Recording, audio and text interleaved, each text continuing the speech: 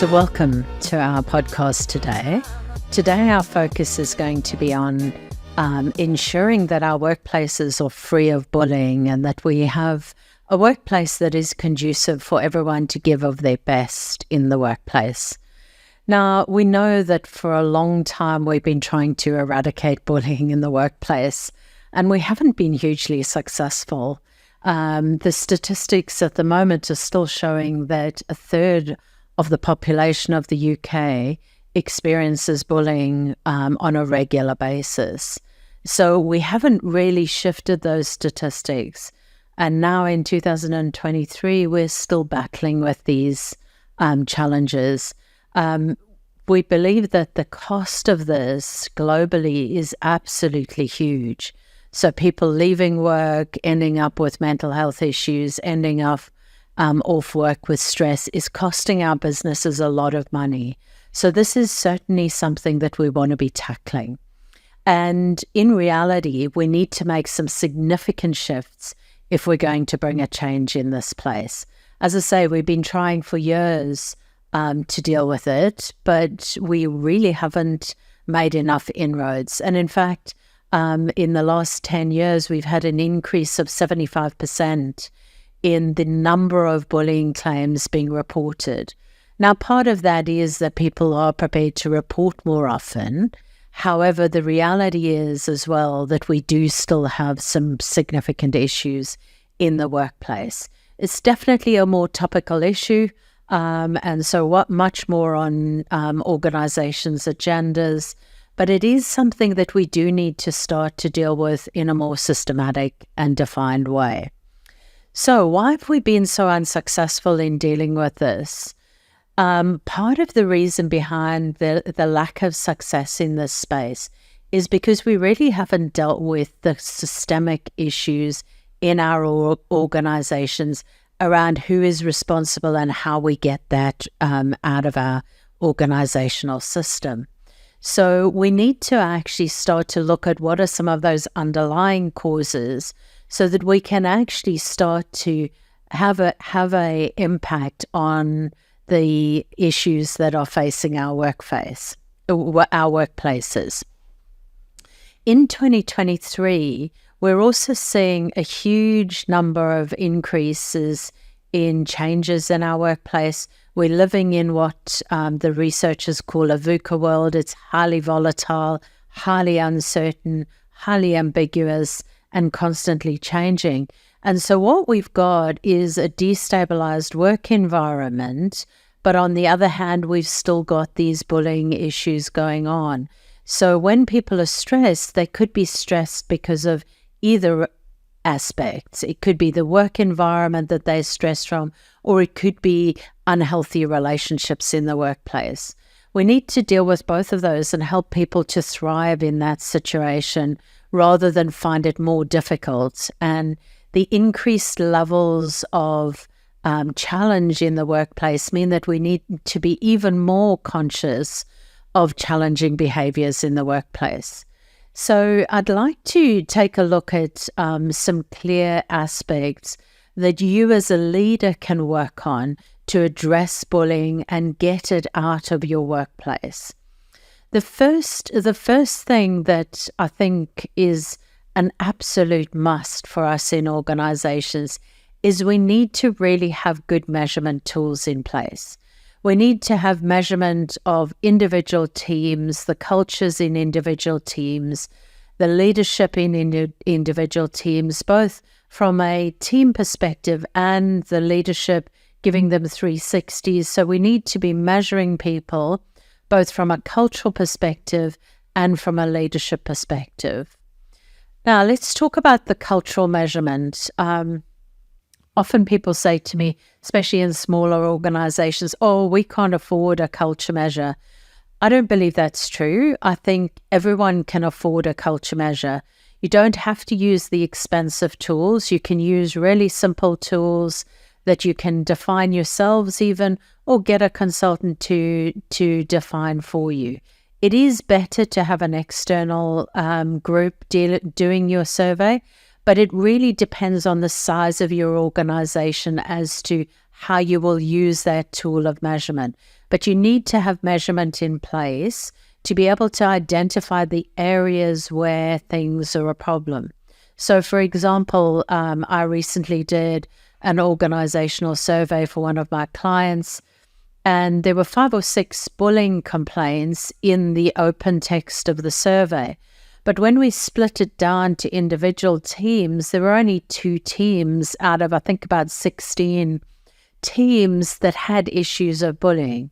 So if we hadn't broken it down into individual teams, we wouldn't be able to identify which areas, and then you get into blanketing decisions, whereas actually we could go in and target those 2 teams and support them to eradicate the bullying in those teams. So we need to be really clear that our measurement tools are supporting us to do what we need to do in terms of delivering change. I don't think the option to just let bullying continue is going to be acceptable going forward. We're seeing a lot more people taking organizations to court. We've seen a lot of organizations fall over or end up in a lot of public scrutiny because of bullying in the workplace. So we need to get better at the measurement aspects. Now, the 2 layers of measurement, first the cultural measurement, that needs to be done well and it needs to be done regularly. I would be suggesting you should be doing at least every 2 years, if not every year. And you should do a measurement tool, but don't just do the measurement and then do nothing with it. You've got to then use that measurement tool to define the actions you're going to take, particularly if there are any bullying claims in the data that comes through. You need to take action immediately to deal with it. So that's the one level of measurement that we want to focus on. The other level of measurement is you need to measure your leaders. Now, your leaders, you're not measuring whether they are bullying people or not. You're actually measuring their leadership capability. And if we're not measuring our leaders, we really don't know whether they are good at managing bad behavior in the workplace. So 360s are an incredibly powerful tool. We use them extensively in the organizations that we work with. And a 360 is simply getting feedback from everyone around you.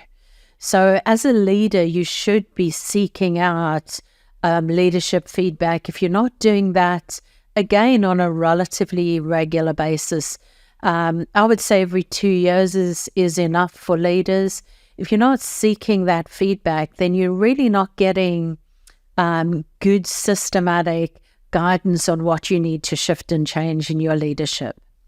So the second aspect that's key and relates to the first one, the second aspect that's key to eradicating bullying in the workplace is for leaders to take ownership of culture, to take ownership of the challenges and the behaviors in their teams. So, as I say, the first one's the starting point we've got to measure, but then it's about leaders actually taking action. So I don't believe a culture survey is any good unless we take action against it. So the leadership's role in this is to actually take action where behavior is not acceptable. Now, let's be honest. Not all of us are confident about dealing with conflict or dealing with bad behavior. But as leaders, we have to develop that competence. We have to develop the capability to handle bad behavior in the workplace, because no longer is it acceptable for us as leaders to walk past it, because what we walk past, actually we're condoning and allowing. I've done a number of org surveys in which I've found some really, really unhealthy behaviors in the working environment. And as a result, the leadership has had to step up and deal with that. You cannot expect people to change their behaviors if the leaders are not prepared to step up. Now, we know that a good, healthy culture in a team is reliant on the leadership. So 50 to 70% of the variance in culture comes from our leaders. So if the leaders are taking control of bad behavior, or even just those little, what we call microaggressions, if they are tackling those, having the conversations, then you're less likely to end up with challenges, and the bullying behaviors will be addressed straight away. Now, this isn't to say that leaders should always knee-jerk when someone claims bullying. They should take a really considered look at all the evidence and make good decisions. But in reality, it's the leaders taking action that makes a difference. The individuals in the team are going to have challenges dealing with someone who's bullying them. So the only people who can really step in these cases is the leader. But it is really important that in your leadership, you learn how to deal with these in a really even-keeled way. So not becoming overly, emotional around the issue of bullying, but dealing with it in a calm, collected way. So if someone comes to you and says, hey, there's bullying in the team, or you get a survey that says there's bullying in your team, really just sitting down, understanding who's saying what, where things are at, and actually systematically working through what the truth is. Because unfortunately, we are seeing a rise in bullying claims that aren't real. So when anything becomes highlighted in the workplace, you will still get people who are going to try and take a chance. So they might be being performance managed and they're going to be saying, oh, my boss is bullying me. So we do have to be conscious of that aspect of it, where someone might be trying to get away with a set of behaviors that are not acceptable, or maybe not do their job as well. So as leaders, our job is to actually calm everything down, keep it calm and collected, deal with the bullying challenges, and deal with them robustly. The challenge is that the minute they go into a formal procedure, we have to follow a set of guidelines. So if you can deal with it when you first see that incident, that first put down that happens, or that microaggression that happens, that's the time to be starting to have those conversations. I believe that leaders need to be developing their capacity to have difficult conversations. It's a key skill and a key attribute of an effective leader. So as leaders, we want to be developing that capability to actually have those conversations, raise the issues, deal with them, get them sorted, and then hopefully move on from that place. As you go up the line in leadership, this becomes more and more important. So if you're a CEO or in an executive role, your job, if there's bullying in a team, is actually to hold the leader in that team accountable, not the people who are doing the bullying. Your job is to hold them to account. If bullying has erupted in their team, then they need to be dealing with it. Often, years gone by, we used to just let HR step in and deal with it. That's not the right way. The leader is the day-to-day guide of the team. And so they need to be actually fronting up and dealing with those behaviors and handling those behaviors on an ongoing basis. Because the minute HR steps away, if the behavior continues, then the leader needs to be held accountable. That's not to say that the leadership might not need the support of HR. That's absolutely essential. We do want good support in these challenging situations, but it needs to be the leader that owns those decisions, owns the difficult conversations, and has those conversations. So from a leadership perspective, there's a big piece to be done. But the more we have good data to make those decisions and take action, the easier it is. As I said, in this organization that we recently did a survey, it was really easy to target the teams which had the bullying complaints and go in and support them to actually fix those issues and deal with those issues, rather than, sending out an email to the whole organization saying bad behavior won't be tolerated. I think the days of doing that are definitely over. We need to be really targeted in how we deal with bullying behavior. But also, from a leadership perspective, it's about walking the talk. If there are people in the organization you don't get on with as a leader, you need to fix those relationships, because that could be deemed to be an unacceptable way of dealing with people. So if you treat someone differently because you don't like them, that's going to be classified as bullying.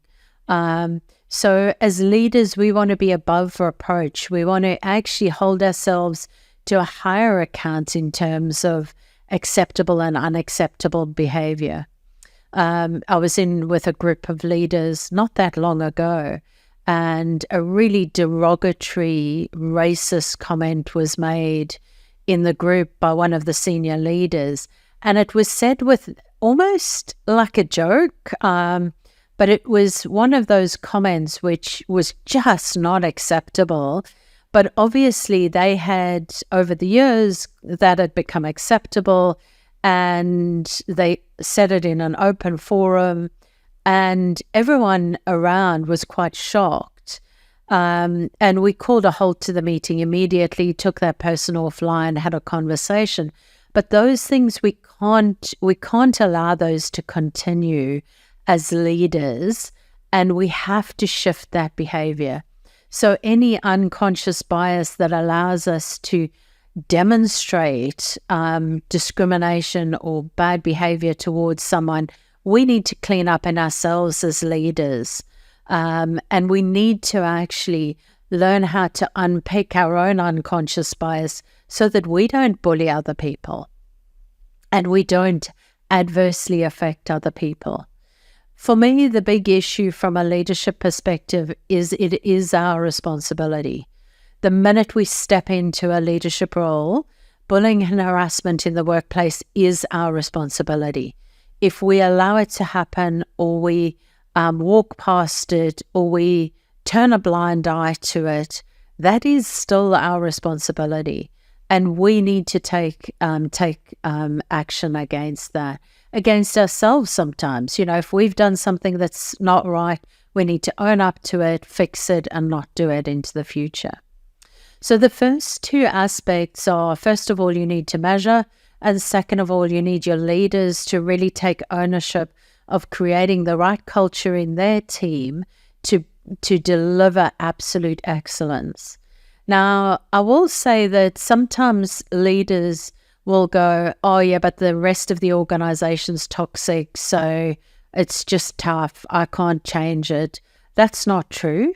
So we know that you can still create a hell of a nice, healthy environment for your team if you protect them and look after them. So I did a very large org review probably about 2 years ago now. And from the org review, what we found was that the organization as a whole was highly toxic. In fact, the word toxic culture came up multiple times through the survey and the open text data. But there was one team within the organization that had managed to create a fantastic culture where everyone got on, where everyone was working collaboratively together, and where the leader had created enough safety that the bullying and the harassment aspects that were in the rest of the organization did not exist in their team. So I don't believe that we can just go, oh, sorry, I'm working in an organization culture that doesn't allow me to look after the culture. I think we've got to actually start taking ownership of it. So even in a terrible organizational culture, you have a choice to create the best culture you can for your team so that they can come to work and feel safe and feel valued, and that they can speak up when things are not good. So the third aspect that we really need to get on top of is we need to actually take really decisive action when someone is not behaving appropriately. The days of allowing someone, we've heard the conversation that goes along these lines that, oh, they're a really good technical expert, or they're a good engineer, or they're a good accountant. Their behavior is bad, but they're so good at their jobs. We need to stop those conversations, because whether they're good at their job or not, we need to get rid of bullying in the workplace, because everyone around them is being affected and being damaged by their behavior. We know that organizational commitment is highly affected by bullying behavior in the workplace. In fact, we know that about 67% of people are affected, their organizational commitment is affected. So if you take that's affected, then you're going to get more labor turnover in a market which is challenging anyway. Most of us are battling to retain people. We're battling to recruit people. So why would you want to be losing good people just to keep one person who's behaving badly? We know the statistics from Parath and Pearson show that 80% of people who experience toxic workplaces actually go home and worry about it. So not only are we damaging people around them, but we're actually damaging people's families, because they're taking it home and worrying about it. It's affecting their home life as it's affecting their work life. So we need to actually start taking responsibility for this. And if someone is behaving badly, they need to be dealt with respectfully, but they need to be dealt with really in a very considered and well thought through but definitive way. We can't keep making excuses for people. Oh, that's just Mary, or oh, that's just Joe, or oh, that's just Mark.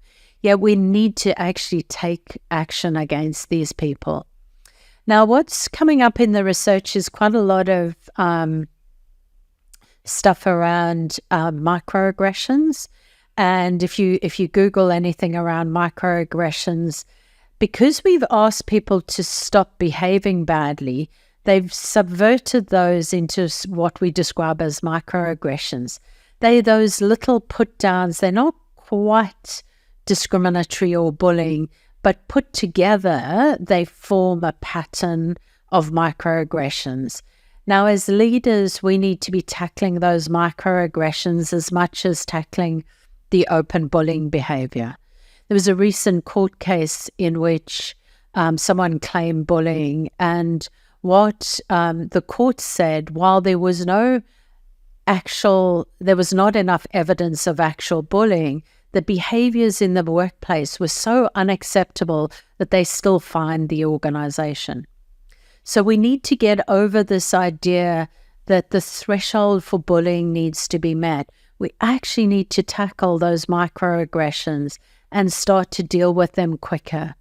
And we need to be decisive in taking action.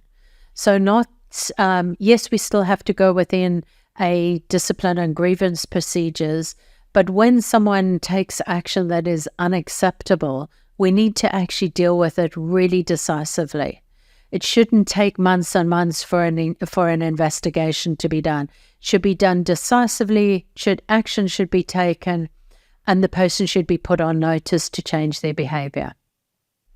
I fully believe that everyone has the potential to cause someone else distress in the workplace. So we absolutely need to give people a shot at fixing it. But if there's been repeated incidents, then that's a different case, and we need to tackle that. I often go into organizations and I hear, that's just how that person is. We kind of all maneuver around it. And yes, they offend us, but we kind of put up with it because they've been here a long time. That's really not okay. It's not okay for people to have to maneuver around someone just because their behavior is unacceptable.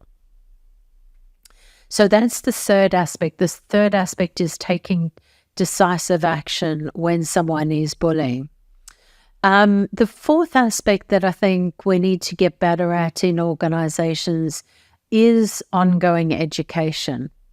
I was with an organization just recently and we were chatting about, some challenges they're having in the workplace. And I said, so when last did you do some bullying and harassment training and, some training around basic behaviors in the workplace? And they went, about 6 years ago. That's not often enough. We should be doing training around personal impact. We should be doing training around emotional intelligence. We should be doing training around resilience, because we want our people to be able to actually impact healthily on each other. Bullying in the workplace isn't one person's responsibility. It's everyone's responsibility. And I need to take account of my impact on others as much as I need my boss to take account of that. So we need to be developing the skills in our people to actually deal with interactions. Now, if I could ask you a question, and you can answer this yourself, do you have a perfect family that never fights? My assumption would be that the answer is no, because conflict is normal with human beings. Conflict, disagreement, divergent views, that is normal. And in the workplace, it's no different. You're going to sometimes get on with people, you sometimes not. How we deal with conflict, though, makes a difference in this bullying space. We need to actually deal with conflict healthily and in a proactive way to actually handle it. And so good education around how to deal with conflict, building people's emotional intelligence so that they can better handle conflict, and building their resilience so that they don't take things too personally or get over-egged by things that could be solved quite easily just with a conversation. So that ongoing education, you should have a calendar of education, and it should be not just an open, please come along, but if you've got teams that have got challenges with bullying, they should be actively sent on programs to help them to deliver better impact on the people around them. So really want to encourage you that ongoing education piece. I know a lot of organizations that we run a lot of programs around resilience. A lot of organizations are doing more and more in that space, building people's resilience, helping them to be more robust in responding to people, to help them to have the confidence to deal with things in the workplace, because conflict is not going away. Conflict is still going to be present in your organization. So how do we help people to deal with conflict rather than avoid it? And in certain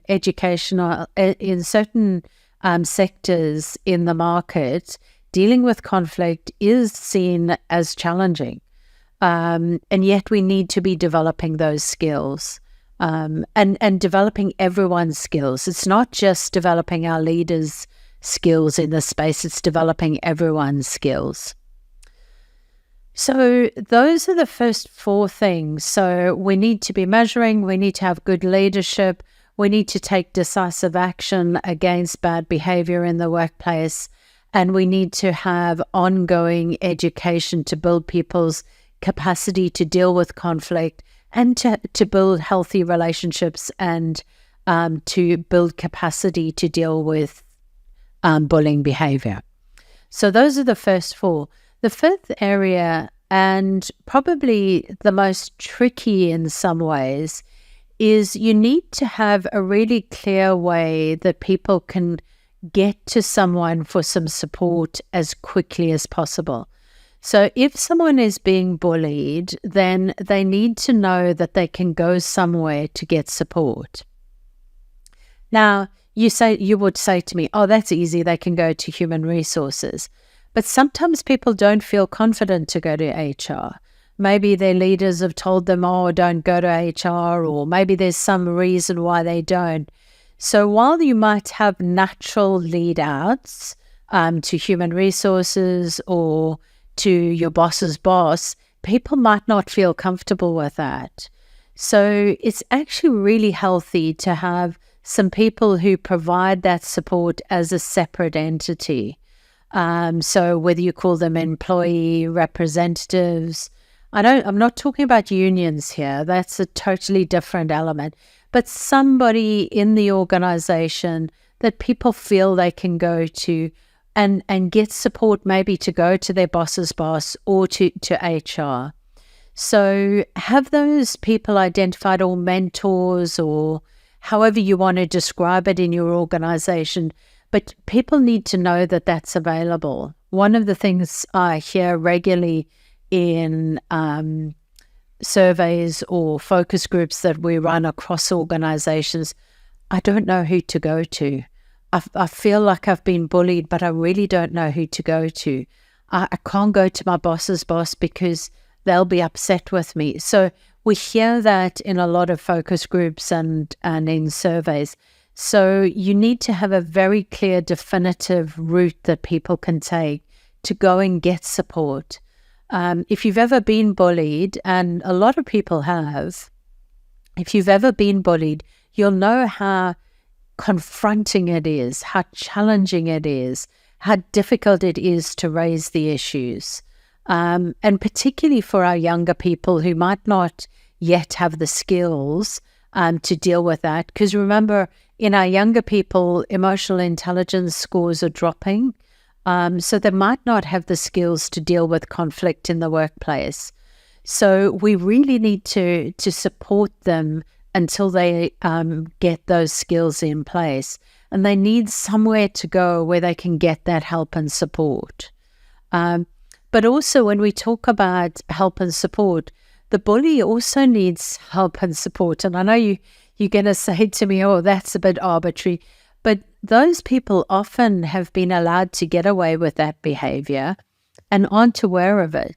So helping and supporting them to fix those behaviors is just as important. So actually helping both parties to go and get support and to find a way to actually help them in the context of that bullying.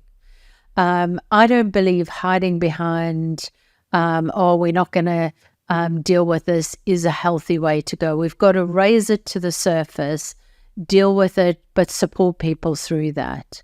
Obviously, all of your organizations will have an EAP, an Employees Assistance Program. So the chances are you'll have an Employee Assistance Program where you can go to get help and support. But if that's not available, then you should be seeking support and help in managing through a situation where there's bullying. It's highly, highly challenging for both the bully and the person who has been bullied.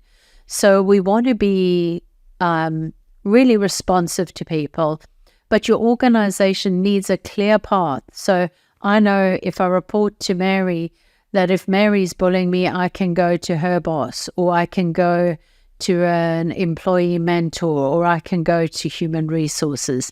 And I need to know that those avenues, that I have the strength, that I have the assurity of being able to talk to those people in a way that will support me.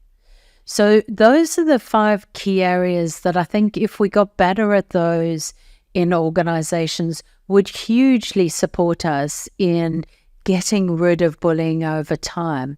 But I guess to take it back to the individual level, we need to really all be thinking about, has my behavior impacted on someone else? And that responsibility sits with all of us. If we're going to change this bullying culture in workplaces, it's going to take all of us to shift. It's going to take every single one in your organization to actually look at what's my impact on someone else and how can I moderate that? How can I be a better colleague to my workmates? How can I be a better employee to my boss? So we really need to support ourselves to make the shift that we need to. I don't believe that bullying can be solved by 1 or 2 people doing something differently. It requires all of us, because we all have a negative impact sometimes on other people, or we have the potential to. So learning what my impact is and actually becoming more self-aware about my impact and how I can better really be a better employee, both to my colleagues and to my boss and to my boss's boss. So my encouragement would be not only to focus on those 5 things, but also to think about my personal impact. So just to summarize, the key things that organizations need to do to get rid of bullying. First of all, you need measurement tools, both a cultural measure and a leadership measure. Second, you need to have leaders who are accountable for the behaviors in their area of workplace and actively taking steps to deal with bullying behaviors and address them early and quickly. Thirdly, we need to take decisive action when someone is actually delivering bullying behaviors. And we need to stop making excuses that, well, they're a technical expert, and so somehow that allows their behavior. We need to take decisive action to address issues.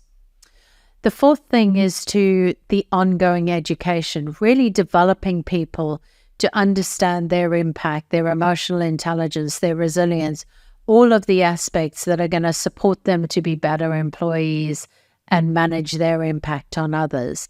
And the final thing that I think that organizations need to do is really have a clear, easy access point for people to get support for bullying. That's all for our session today. Thank you, and look forward to talking soon.